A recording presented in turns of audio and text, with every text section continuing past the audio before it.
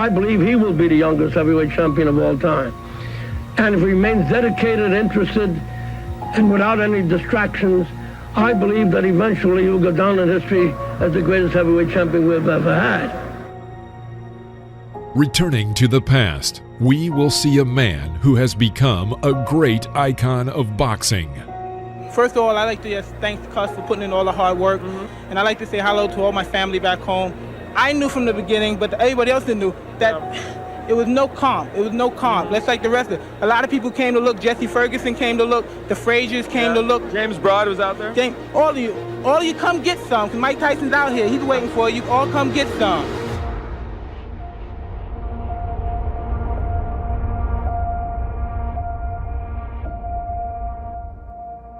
He was called the baddest man on the planet for his incredible punching power and aggressive fighting style. His speed, strength, and vicious aggression earned him the title of the youngest world heavyweight champion in 1986. He is Iron Mike Tyson. Today, we will show you all of the most brutal and aggressive knockouts of the legendary Iron Mike.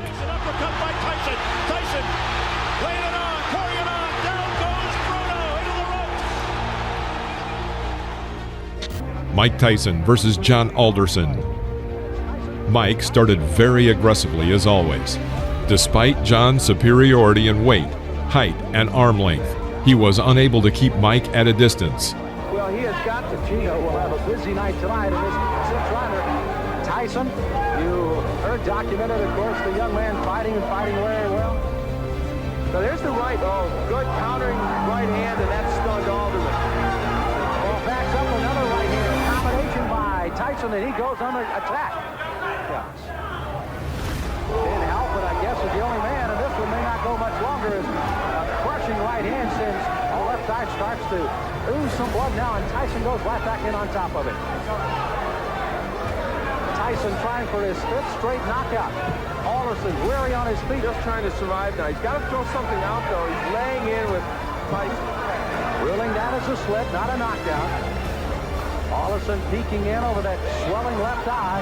And here comes Tyson. Alderson throwing the right hand here. In round two, a second before the bell, Tyson's right cross crashed into his opponent's head. Knockdown. On the count of 6, Alderson gets up and walks to his corner but refuses to continue the fight. With his own right.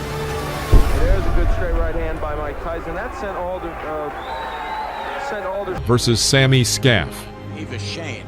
Now look at the height difference, at least 6 inches. The first round. In one of the corners, Tyson ducks under his opponent's blows and again lands his signature left hook to the head. By this point, Sammy's face was already covered in blood. Another left hook, and Tyson knocks the opponent down. The referee stops the fight. Sammy Scaff tried to get up. His nose is cut. Look at the side of his nose there. Tyson in the black trunks figures to be the next heavyweight champion of the world. Tyson. He's after him, and that's the end of round number 1. Why don't you use it? Get that left jab out. Keep this little guy off you. Here comes Tyson. Jameson. Mike Tyson takes 2 steps forward. Let's go with a couple of lefts. Now a right, a left. He's got him down. Mike Tyson sends Mike Jameson to the mat here in round number 4 for young Mike Tyson. The 5th round. Jameson stepped up noticeably and tried to catch his opponent with a jab in this fight that was moving quickly. Tyson waited. Seizing the moment, he throws his powerful left hook that knocks Jameson back into the ropes. Here, having carried out a 4-hit combination on the body with a transfer to the head, Tyson forces his opponent to drop to his knee. Jameson gets up again and wants to continue. However, Joe Cortez felt it would be better for him to stop the fight. Jameson wants to continue. Referee Joe Cortez says no. Jameson says he wants to go on, but the referee Joe Cortez says it is over here in the... The truly historic fight was dubbed by advertisers as Doomsday. It was attended by about 8,800 people, including movie stars and numerous celebrities. At 20 years, 4 months, and 22 days, Mike Tyson, with this victory, became the youngest world champion in the history of boxing, surpassing Floyd Patterson. It was not just a duel, it was a total destruction of Trevor Berbick.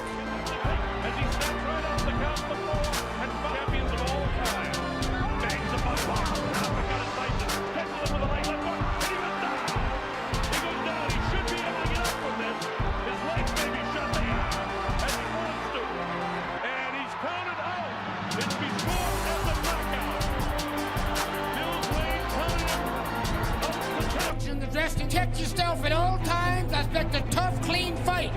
Any questions from McNeely's corner? Any questions from Mr. Tyson's corner? Let's get it on! At the beginning of the first round, Tyson sent his opponent to the canvas with a right hook to the head. McNeely jumped up and suddenly ran around the ring. The referee grabbed his arm and began to count the knockdown. The fight continued. Seconds into the fight, McNeely on the canvas.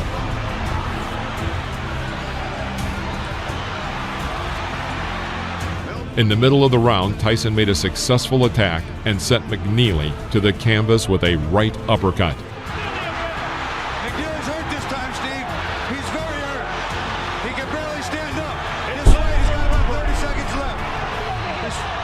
They want Tyson to go to the neutral corner. What's going on? The round's still going on. Correct. That was not correct. That was not correct. He quit. That's it. He quit. McNeely has quit. He didn't quit. Protect your side at all times. Touch gloves. Just 40 seconds before the end of the third round, Tyson was able to inflict successive right uppercuts that threw Mathis to the canvas. Mathis couldn't rise by the count of 10. It was a knockout. A devastating right uppercut. Two of them by Mike Tyson. And he is knocked down Buster Mathis Jr.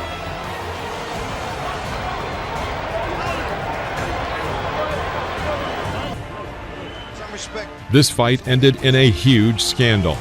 19 seconds into the fight, Tyson knocked Severisi down with a brilliant left hook. When the enemy got up, intending to continue the fight, Tyson rushed to finish him off. A barrage by Tyson. The referee, John Coyle, steps between, and he continues. Coyle's trying to stop it. Tyson's hands as if to say the fight. Yes, it's over. It's over. He stopped it, Steve. You know what? He stopped it, but he didn't do it definitively. Now the undefeated champion with 26. In the middle of the fourth round, Mike throws a powerful combination to the head. Knockdown. Larry gets up to the count of 10 and continues the fight. Mike Tyson lashes out at him with the traditional fury. Larry Holmes is unable to contend with this and falls again. Holmes rises at the count of 4 and again intends to continue the fight. Mike Tyson pushes Holmes back to the ropes and starts the beating again.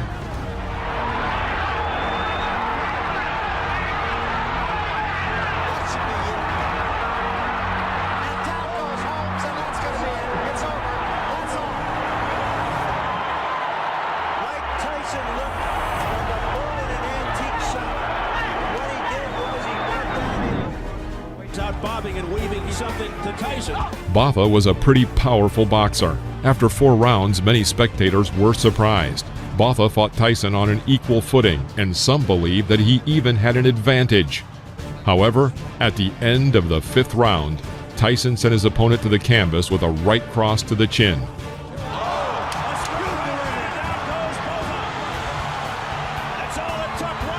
Botha got up to the count of 10, but immediately fell onto the ropes. The referee announced a knockout. Neutralizes everything that was happening to him. That's what happens when you got a great puncher. That's all it takes. Mike Tyson looking. Oh, quick combination of the head. And down goes Nielsen. We got Bowie to clean up a cut, a hook in the right hand, and another hook. By the end of the 6th round, Nielsen's left eye was completely closed. When the 7th round started, Bryan refused to continue the fight, and the referee awarded Tyson the victory with a TKO. trainer Kevin Rooney, who I owe a great deal to. And I came out and I was confident. I knew the fight. I felt it deep in my heart I was going to stop him in the first round.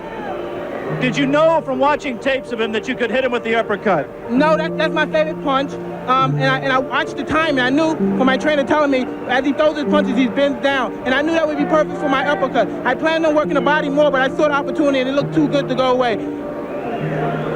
In your mind, if your managers Jim Jacobs and Bill Caton and your trainer Kevin Rooney came to you and said, Mike, we think you're ready for a title shot tomorrow, would you agree with them at this point? Most definitely. Anytime if my manager and my trainer feel that I'm confident and they're willing to put me in a title and they're sure I could beat the champion, I'm sure I could beat them also. Of the 3 champions, who would you like to fight and why? I'd fight anybody my trainer put me in with because I'm confident I could beat any fighter in the world. What do you think of the 3 champions? They're all good fighters because you have to be a good fighter. You can't take nothing away from them to become the champion.